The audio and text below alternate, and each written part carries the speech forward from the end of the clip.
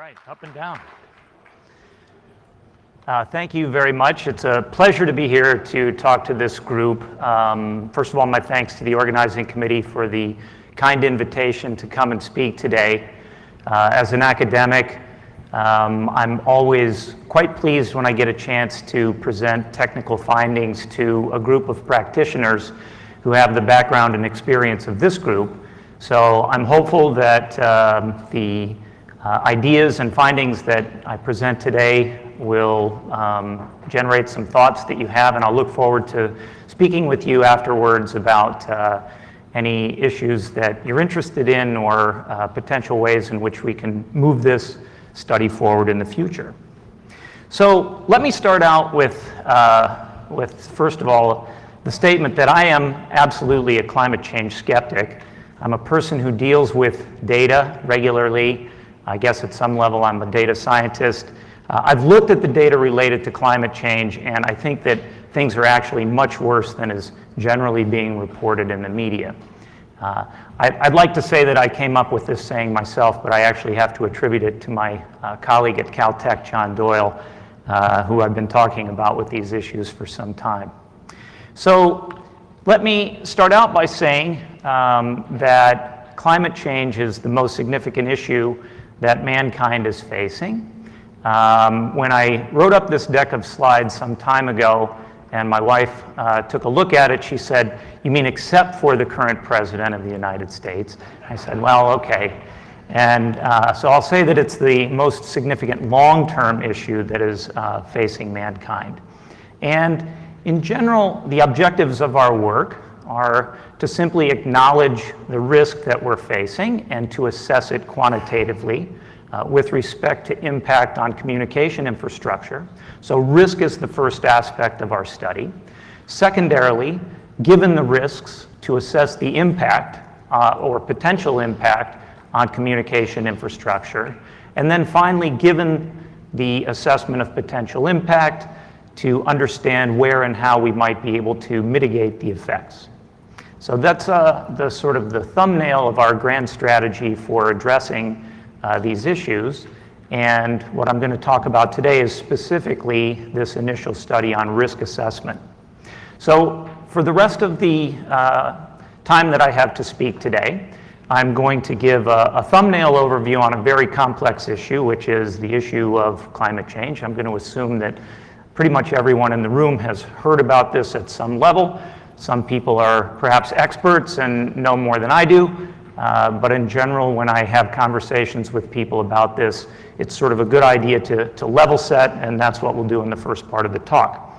The second part will focus on the approach that we've taken for risk assessment, and then finally I'll present the results of our study and talk about where we're going from here.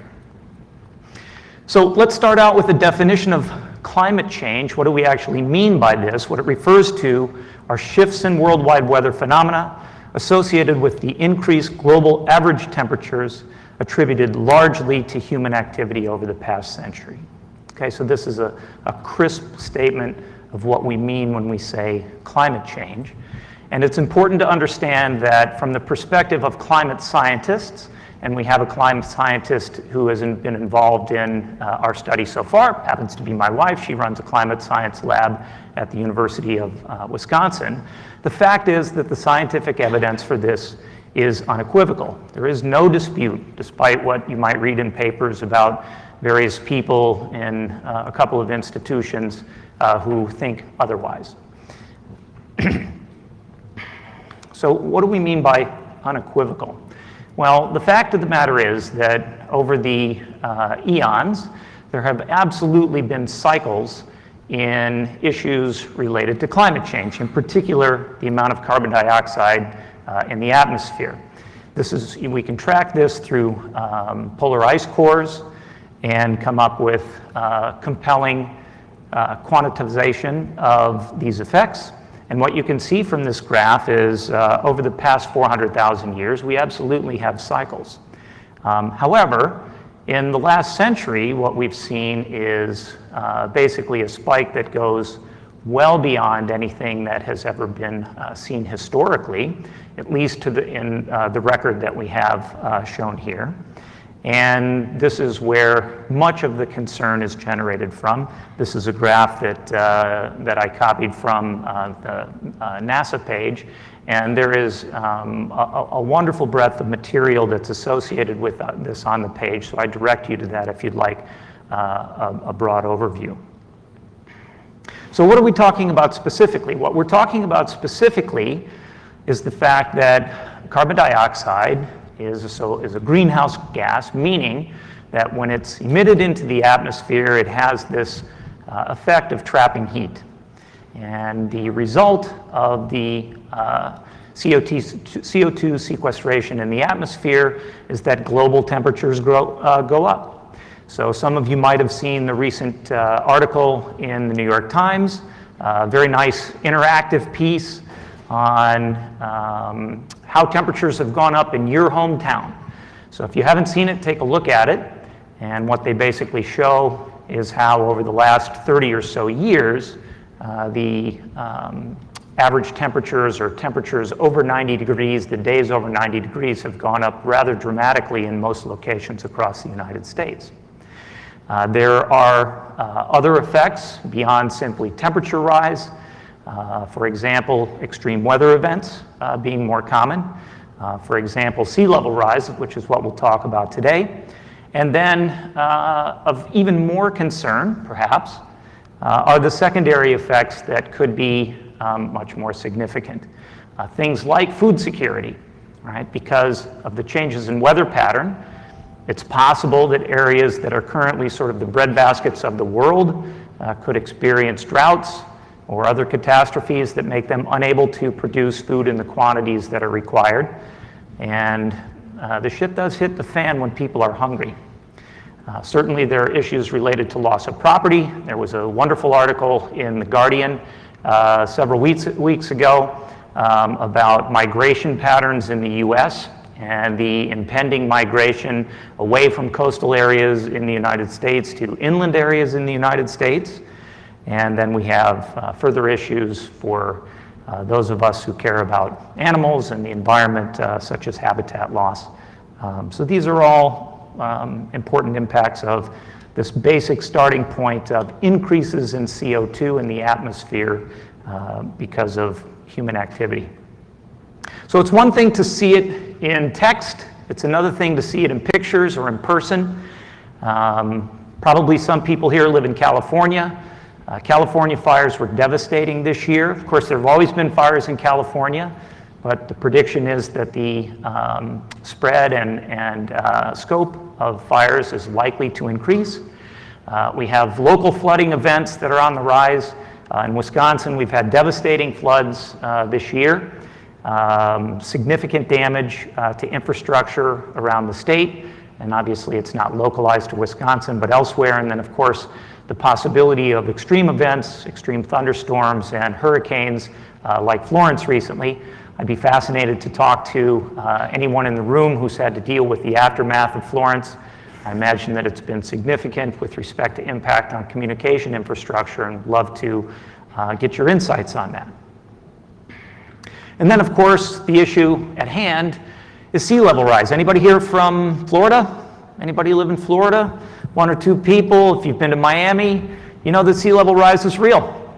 I remember going to South Beach and other areas in Miami 20, 30, 40, lots of years ago, and the issues were not present. The ocean was off in the distance at the end of the beach, and now we have these events where it routinely comes into streets and other areas, so we know that this is not something that is being made up, and in fact other companies like insurance companies recognize this and are taking proactive steps to try to deal with these issues. So the research question at hand is, what is the risk of sea level rise to internet infrastructure? This is the specific issue that we're addressing in our study, and what this requires then is for us to define a couple of things. What do we mean by internet infrastructure? This is the first question that people ask me, and now I'm speaking to a group that probably knows more about internet infrastructure than any other group in the world. So first of all, what we mean are the physical links that carry communication data traffic around the world. And when we embarked on this study, I felt like I knew something about physical links, and as I went along, I certainly learned a lot more. So, when you drive down the road and you pass a utility truck that has a big spool of either orange or yellow conduit, and you kind of slow your bike down, or maybe as you're walking along, you speed up to take a close look, what you see is inside that 2-inch or that 4-inch piece of conduit, there is all sorts of stuff, right? Could be smaller conduits, could be a single smaller conduit, and then if you look really, really closely, what you can see is there are some small bundles of fiber. And when you start to dig into this in detail to see how these conduits are actually manufactured, what you see, not surprisingly, is that there are a broad range of conduits and construction methods and ways in which the actual fiber bundles might be threaded through those conduits. In any case, that is the physical link component that we're talking about. And then, of course, when it comes to actually deploying these, they're deployed in a variety of ways, typically along public right-of-ways of some kind, using some kind of trencher. As you see on the left side of the screen here, trenches are typically deployed between 18 inches and 36 inches, okay? And when I first started doing this study, I thought, oh, well, they must be actually deployed in some kind of other conduit somewhere or something. And in fact, no. They're just trenches dug in the ground, the conduit is put into the ground, and then the trench is covered up for long, long stretches. Okay, so that's our terrestrial fiber. Then we have this other whole world of fiber, the submarine fiber, which is way, way, way more interesting than the fiber that's deployed on land. Okay, so these are the cables that obviously provide communication capability that connect continents. And investigating this aspect of connectivity was really an eye-opener for me. First of all, there are dramatic differences between the hardening of the actual conduit versus the conduits that are deployed in the ground. We have a much larger amount of protective material to keep seawater out that surrounds a lot of armor. And way in the inside of this, what you have are the little fiber strands that actually carry the communication information. As these cables are deployed near land, underwater, they're actually trenched and thick. And then as we get into the open ocean, where it's very, very deep, the cables are typically pulled along the seafloor and are not buried and are much thinner. And the amount of technology that's gone into this in terms of transmitting these fibers or transmitting signals in these fibers over these vast distances underwater is amazing. And of course, it is the case that these are perhaps the most weather-resistant materials that we have with respect to physical infrastructure. So this is the first aspect of internet infrastructure. The second aspect are the nodes. These are the places where these conduits come up above ground, where they interconnect with each other.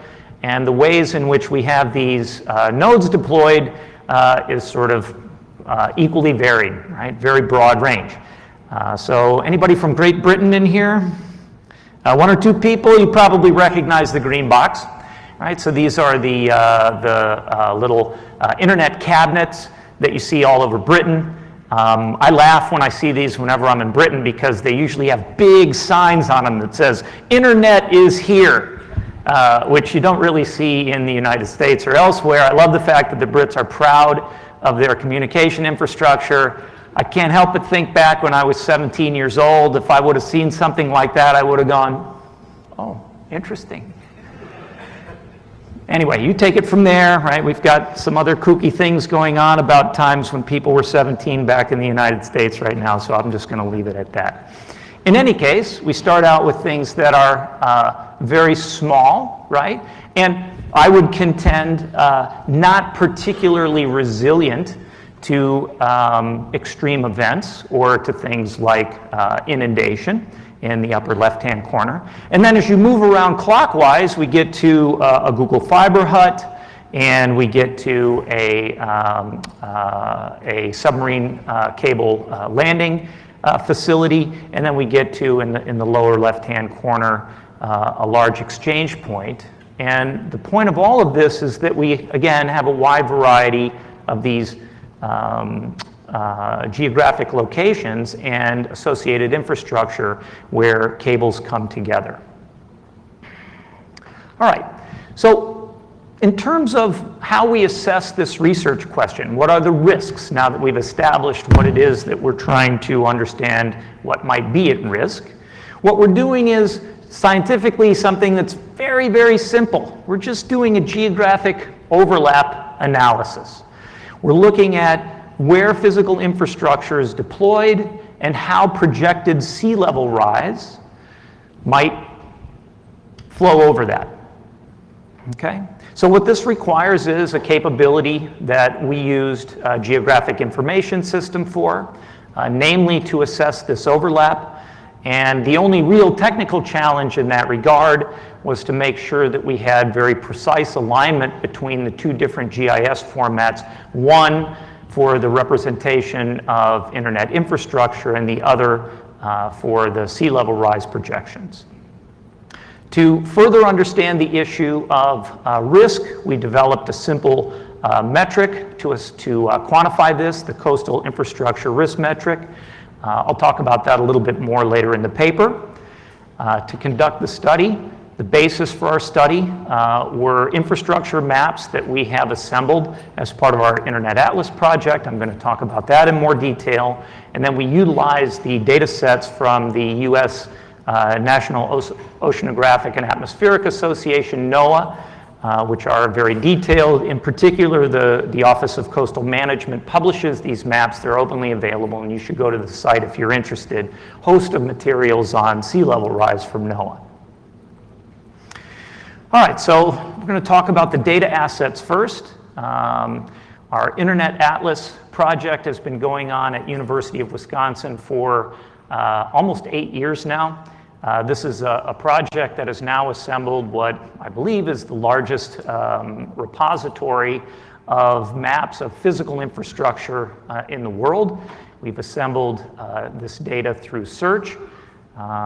There are lots of online materials that are available if you know how to search correctly. I gave a talk on this at NANOG a couple of years ago. And in addition to the repository, we make aspects of this repository available through a web portal. I'll give a URL for that at the end of the talk. The portal, it's hard to deal with data, so we take the step of making the data able to be visualized and analyzed in certain ways. That's what the portal is all about. So we have over 1,500 maps in the repository today. Thanks to all of you who have made the maps available online or either through communication. Importantly, all of the maps that we have are geocoded to the best of our ability to do that, meaning precise locations for nodes and links to the extent that we can do that. And then we've added additional functionality in the portal beyond simply the ability to visualize and utilize maps by making certain measurement capability available. And then embedded is the ability to take advantage of certain algorithmic and analytical capabilities in our GIS. So just a little bit of a sort of more background on Internet Atlas. Again, thanks to you for making these maps available, or to your salespeople who believe that they will be able to be more effective by being able to show maps of your infrastructure to potential customers. One of the things that I've noticed over the years is that maybe as a result of some of the work that I've done or other people have done, some of these maps have changed. So level 3 CenturyLink people, the level 3 CenturyLink map is on the right-hand side, second from the top. That map is no longer available, so I missed that. Used to be one of the best maps that we had. But thanks to the Zio guys for still keeping their map up and running, at least the last time that I looked. In any case, exact geographic locations are difficult to come by. So what we've done in Internet Atlas is understand that if we don't have a precise mapping for a piece of internet infrastructure, so as you can see in some of the cases, there are maps that don't. They just give squiggly lines or perhaps a straight line. Based on our prior studies, what we've done is to associate that with existing infrastructure like road and rail as an attempt to give it geographic accuracy.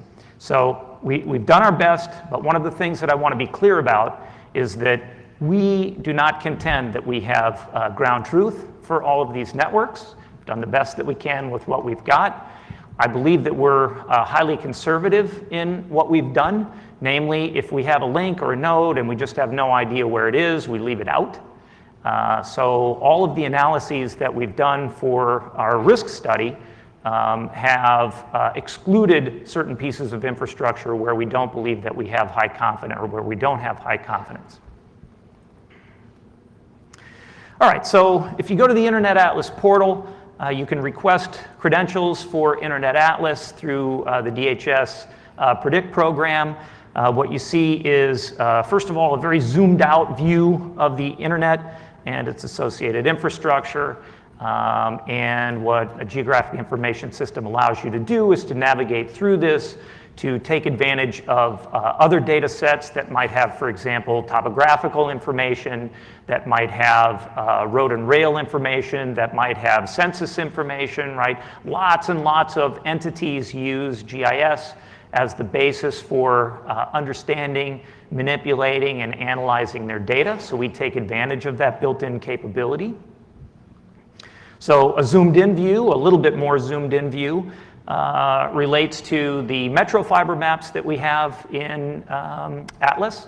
So we have around 200 metro fiber maps, and of course when you're looking at this you can see some long-haul links. Yes, I overlaid some of the long-haul links over some of the metro fiber links just to give context. Some of you probably recognize your own networks in here, and of course this is a zoomed out view.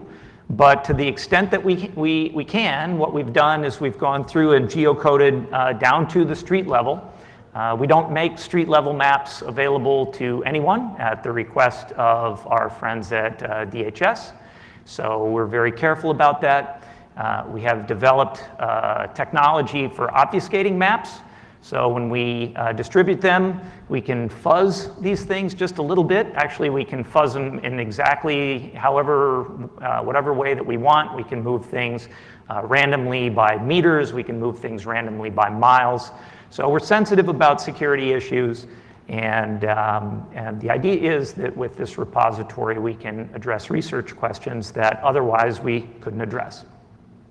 One of the research questions that we addressed that I talked about the last time I was here was identifying long-haul fiber. So this is the map that we produced, right? So we stated the definition of long-haul, meaning links that span at least 30 miles that connect cities that have a certain population level. And what we were able to distill from that was a map that had 273 nodes, about 542 conduits that span the United States, and we were able to do certain analyses on that long-haul graph to assess risk and opportunities to improve performance, and I'll give a citation for this study at the end of the talk. All right, so we're going to shift gears. That's the Atlas data set. That's what we utilize in order to understand where internet physical infrastructure is. We consider both links and nodes that we've been able to glean from public search. The other data set that we take advantage of, which you are probably less familiar with, is the sea level rise inundation map from NOAA. Sea level rise inundation is really interesting when you drill down on it from a scientific perspective. These are NOAA's projections of sea level rise scenarios in coastal counties in the US over the next 100 years, okay? So it's important to know that these projections are based on constructive models that begin first of all with projections of the amount of CO2 that will be emitted into the atmosphere. That's the starting point.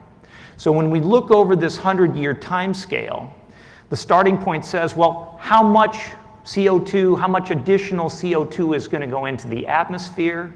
Then what are the corresponding impacts in terms of heat rise, of temperature rise? And then what are the corresponding results in terms of things like glacier melt and other aspects, polar ice cap melts, that lead to rising sea levels. And in particular, with respect to making projections on how the sea is going to inundate coastal areas, they have very interesting and very precise maps about geographic features in these areas. They look at tidal activity, they look at other hydrological features, and they have built these so-called bathtub models that then look at how the sea will come into certain areas. Okay, so these are not done in any way other than a very careful scientific methods. And indeed, when it comes to the projections themselves, they don't offer a single projection. They offer a variety of projections based on things like whether or not we might take steps to reduce CO2, right? For example, through alternative energy sources or other means of conservation. And what they provide then are a range of scenarios that they link to GIS databases so that we can do the kinds of things that we're doing. And indeed, we follow their guidance. We use the highest mean rise ratio, which projects rise basically over 6 feet in the next 100 years. Actually, between the time that we did the study and now, these highest mean rise scenarios have actually been increased. So the story is not better, it's worse over the last year. So keep that in mind when you look at the results that we'll present. So what does sea level rise mean for the internet? Well, so one of the things that I had to look into and educate myself a little bit about was whether or not it mattered that cable and conduit infrastructure that was buried under the ground would be impacted by suddenly being underwater. Okay? So I found this very nice white paper by folks at Datwyler. Anybody from Datwyler here? All right, well, take a look at their white paper. It simply looks, if you just go to their white papers, it's like, I don't know, the 6th or 8th white paper down, the effects of water on fiber cable. And the fact is that water is a threat to fiber infrastructure. People can say, hey, wait a minute, there's no electricity going through there. Yeah, I know, but there are still issues with respect to the fact that these infrastructures were made to be weather resistant and not waterproof. And anybody who's done any plumbing understands that there's a difference between sort of getting there and actually making things so that they don't drip, right? So for the plumbers in the room, maybe there's some nods. I've tried to do it. I love that white tape that you put on things so that it doesn't drip, right? It's hard. And the fact is that we have infrastructure deployments that are very old, right? And whenever you have aging, you have cracks that start to form, and you have the possibility then for water actually getting into things that it wasn't meant to get into. And while we can't quantify the specific risk of breakage, that's not an objective of our study. What we can say is that things that were not designed to be underwater all the time are now going to be underwater or surrounded by water, and that's the risk that we're talking about.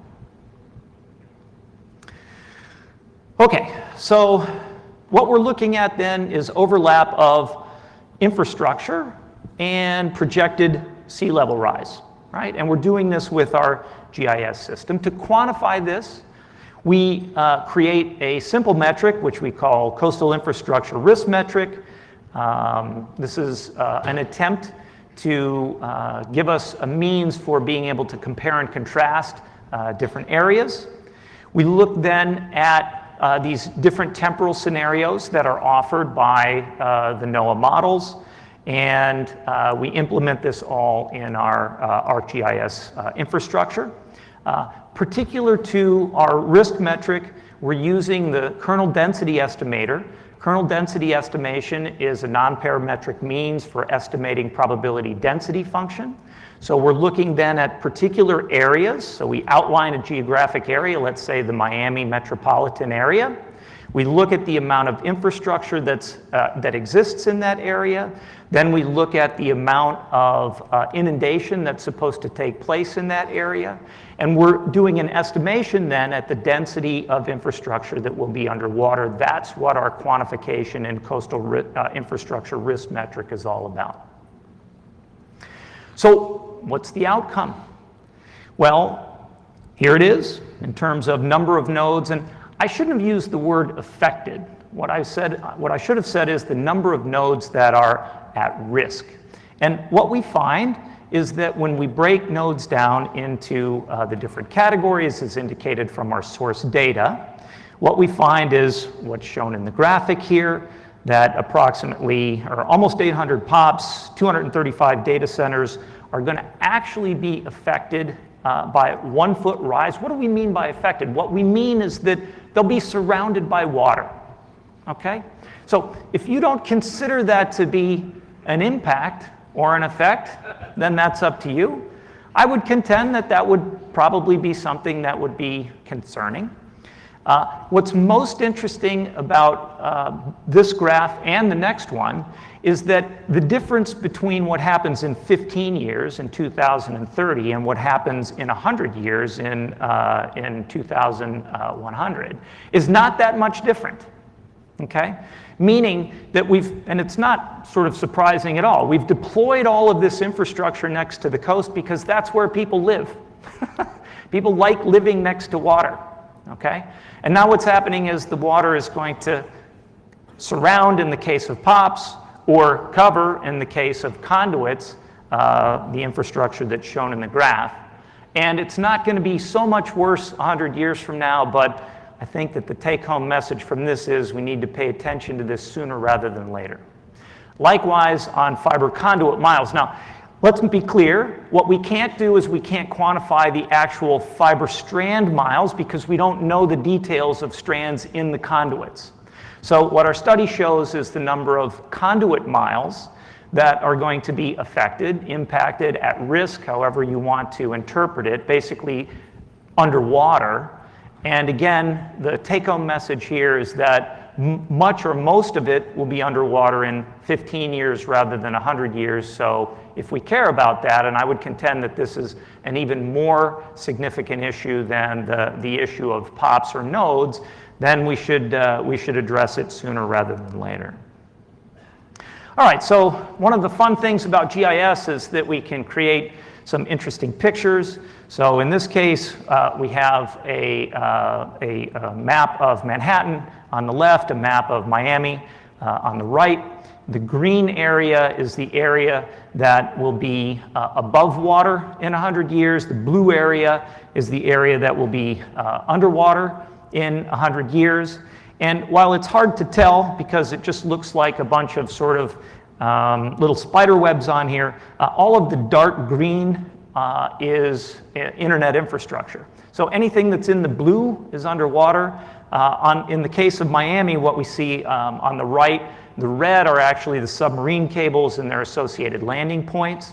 So where those cables are underwater now, not a concern because they're already underwater, but the landing points are all implicated in sea level rise.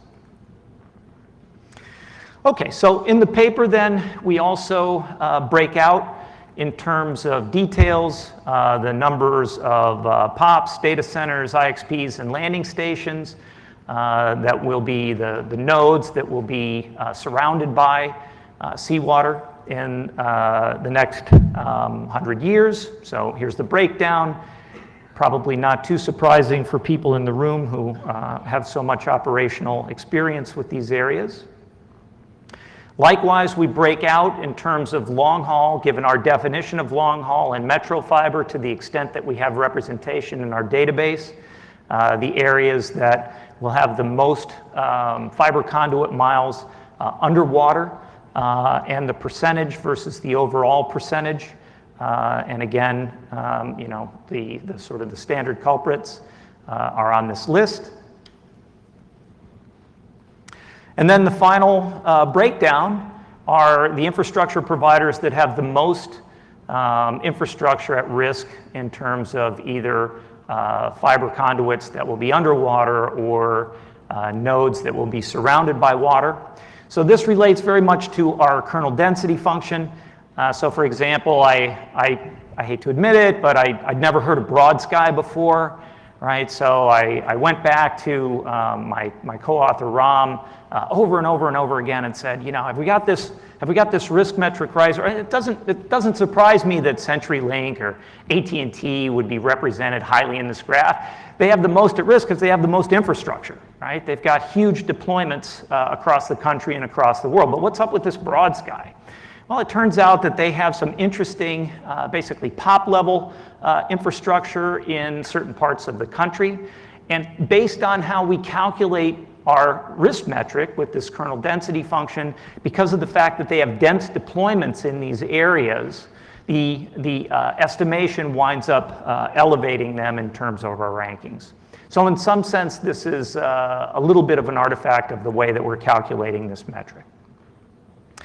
All right, well, to summarize then, climate change has lots of implications. Sea level rise, severe storms, fires, floods, kind of bad, stuff that we need to care about. So the focus of this initial study, and I want to emphasize this is an initial study. It's for US only. We haven't considered the world. It's for a single threat, sea level rise. We haven't looked at any other aspects of climate change. We've done an assessment of risk, and the way that we've done it is to fuse two data sets, our Internet Atlas data set with the NOAA sea level rise inundation data. And the overall findings is that we've got around 4,000 miles of conduits and whatever the associated strand miles are with those. Around 1,000 colo centers that will be either underwater or surrounded by water in the next 15 years. And the fact is that the amount of additional infrastructure that will be implicated doesn't change that much given the current inundation models that we have available. So there's much to do on this, and this is part of the reason that I'm excited to be here with this group today, because even though we've done this initial study, which highlights these risks or implications of sea level rise, we have to take next steps with this. All right, so the first thing that we need to do is expand our risk assessment beyond the United States. Obviously, we've got a lot of infrastructure in the US, but I know that there's representation from other folks in the room. One of the anecdotes that my co-author Ram relayed from his presentation on this in another forum was that some folks from a Dutch ISP, is there anybody from Holland in here? Anyway, the Dutch folks said, yeah, we're all over this stuff. You know, obviously the Dutch have had to deal with seawater for hundreds of years, and they're perhaps the most facile in understanding how to do everything in an area that is always at risk with seawater inundation. And the fellow that he was talking with said that they have indeed taken significant steps to harden their infrastructure and to deploy in different ways to ensure that they have waterproofness as opposed to weather resistance in their cabling and in locations where the cables come above ground. So we could perhaps learn something from the Dutch. We obviously need to expand the scope of threats. We've only considered a single threat. I'd be interested in anyone's experience, for example, with the California fires being in the general vicinity of San Francisco. I wondered whether there were any implications with respect to those fires. Obviously, if you've got heat at the level that I understand was experienced in those fires, for anything other than cabling that would be very deeply deployed underground, there would be heat implications. For anything above ground, I'm sure it's gone. So I think fire threats, and then obviously severe storms, right? We experience these periodically in the US. Climate change says that we're going to experience more.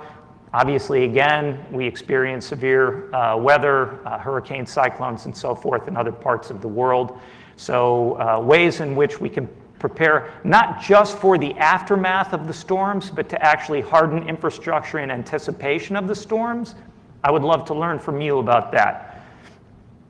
Once we understand risks, then we need to assess possible impacts. These are things like how can we route around these catastrophes?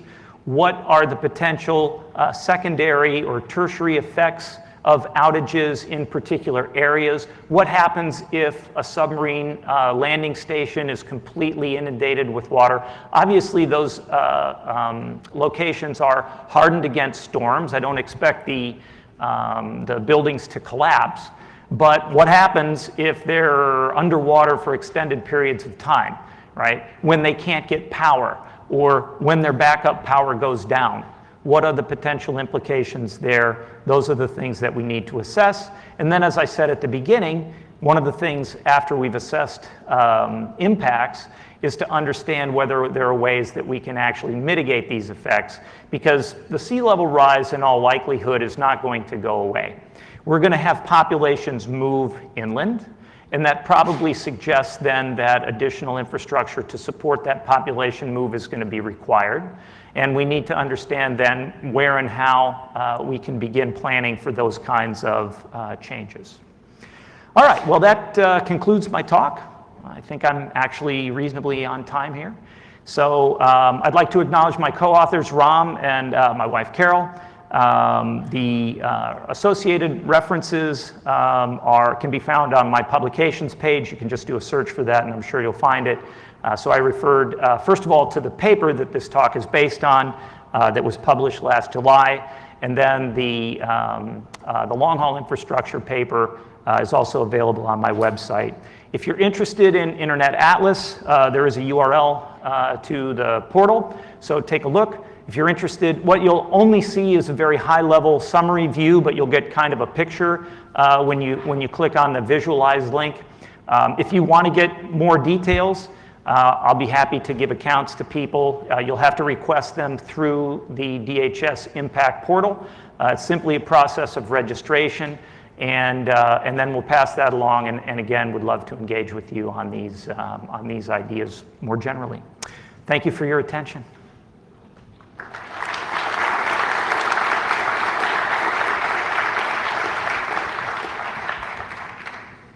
Hi, passing on a question from someone who's remote, Sandra Murphy of Parsons. Sandra asks if understands that the data that you have is actually a part of the IMPACT program, and that IMPACT is scheduled to cease operations in December of 2018 due to lack of funding. And she wonders if there's going to be any impact on the ability to look at the data that you mentioned that was available through PREDICT. No impact. And by the way, thank you for asking that question, because I do want to make clear that the actual coastal infrastructure data set, we are going to make that, and in fact, I have it right now, we will make that available officially through IMPACT. So that's a data set separate from Atlas that I'll be happy to make available as a shapefile for people, right, if you want to reproduce the results of this study. Right. Hi, Nick Carlin from Microsoft. This is very near and dear to my work. So comment on the observation of the 100-year sea level rise. It's much bigger than just network infrastructure. I mean, in that I analyzed that same NOAA data and was looking at the impact in the Bay Area, and at 6-foot sea level rise, Google is also entirely underwater. That's great. And you know, I'm very happy to see people looking at this, but I think there are actually, you know, kind of some bigger immediate risks from natural disasters that we're not looking at. And one thing that I think, you know, both the risk industry and network people kind of fail to look at is the joint probability of impact and how that, you know, actually impacts the redundancy of our network. There are some modeling systems like the OASIS loss modeling framework, which are very good at doing that type of stuff. So. Yeah, I couldn't agree with you more. And thank you for pointing out that understanding impact, right? So assessing the impacts of these risks, that's the thing that we're thinking about right now, the thing that we're actually working on right now. So it's easy for us to extend our study to other parts of the world to the extent, again, that we have representation in our data sets.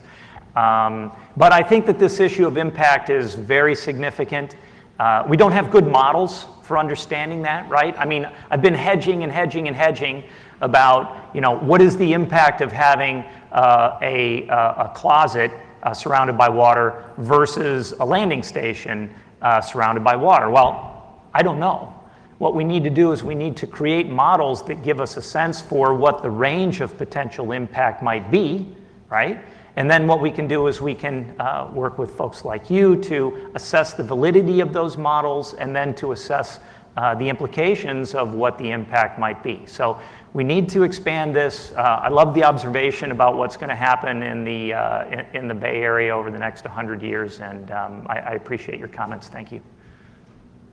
Well, thank you. Ovidio Viorica, State of New Mexico. I have a simple solution. Move to New Mexico. So look at the Guardian article. I'm pretty sure that was highlighted as a potential destination. Were you able to put a number next to this estimated risk? People always care about the associated cost. No. It totally makes sense. By the way, just as a related aside, we actually went back and forth about the title for this paper. Some people think it's alarmist to have an exclamation point in a title of a research paper. Oh, it's alarmist. Or by including the word climate change in the title of the paper, we're ringing an alarm bell. And you know what the answer is? Yes, we're ringing an alarm bell. We're trying to ring it loud because we want people to pay attention to this. And things like highlighting potential costs is an important additional aspect that we haven't been able to do, just again because we haven't looked at that impact issue. All we're doing is assessing risk at this point, and once we get to the point where we can assess potential impact, then costs are a consequence of that.